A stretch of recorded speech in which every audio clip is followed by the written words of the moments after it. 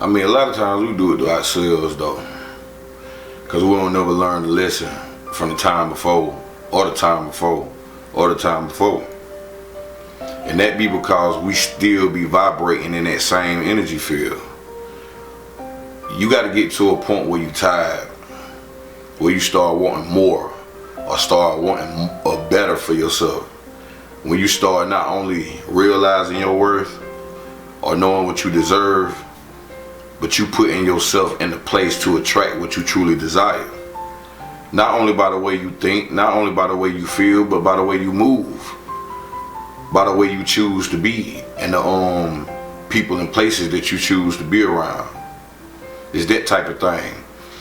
Because when the Most High don't want you with somebody, chaos will be created. Tower moments will take place, and it will become hard for the two of you to be in peace. And you'll be trying to figure out what's going on. And I'm going to tell you why. Some people come into your life for a season. Others come into your life for a reason. Anybody that's supposed to be in your life gonna always stay. They gonna always be there. I don't care what title y'all have together. They will not exit your life. And you will not exit theirs for no reason. And even source energy will not even allow it, because the connection is divine. We ain't talking twin flame, soulmate, and mirrors and all that. That's a whole nother story. But even with that, what it's supposed to be is gonna be. Soul contracts are real. And people are put in place in your life to teach you certain things, to bring you certain things, and to be a part of your overall purpose and lesson that you have learned, so you can go to the next level, which deals with your you evolving. The Most High know what you need to experience to get to where you're going. Sometimes you got to feel heartache and pain, disappointments and letdowns, even if within that situation you experience joy and happiness and pure gratitude, essence and ecstasy. That is the balance of the world, the duality of the world. But it's also the wavelength to the timeline of this connection or this attachment that you have as a part of a course, if you want to look at it that way. Some courses you fail and fail and fail. Others you pass. But them hang-ups take place because you are failing. Just like how they say when we sin, it means to miss the mark. So when we fail in the physical, that's still missing the mark. It's the same thing. Because it's keeping you from growing. And when it's keeping you from growing, it's keeping you from knowing. That's why the Most High be wanting us to be still, to chill. That's when we can hear it. That's when we can hear the Most High speak to us directly. When you got too much going on, dealing with too many energy and spreading your energy thin across in every direction, it's hard to hear God talking to you. But when you still, you will start to realize how everything just come to you.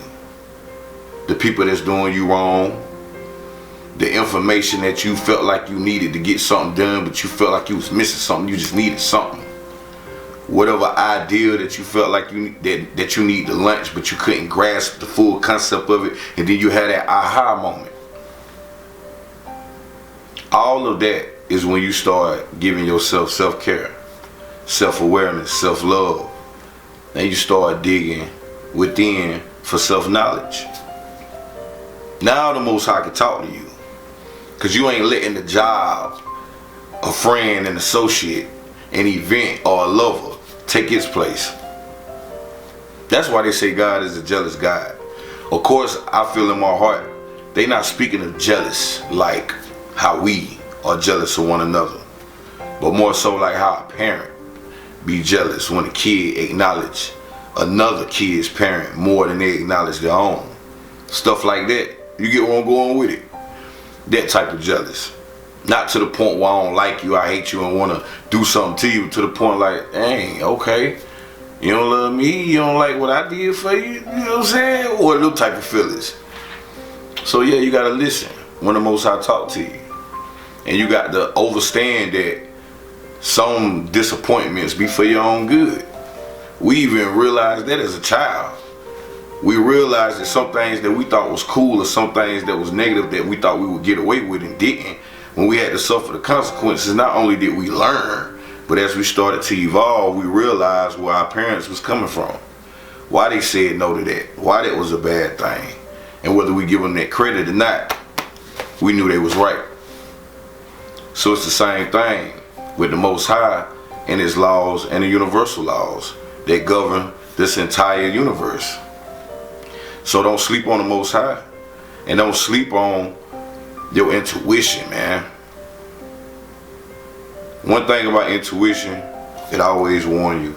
That's why I say people see red flags, we just ignore them. But it get to a point where you don't ignore. The only time you ignore is when people trying to throw salt on your name and on your game. You feel me? So take heed to that information right there. And as you gain that knowledge, don't just nod your head to it and be like, that was good. Apply it.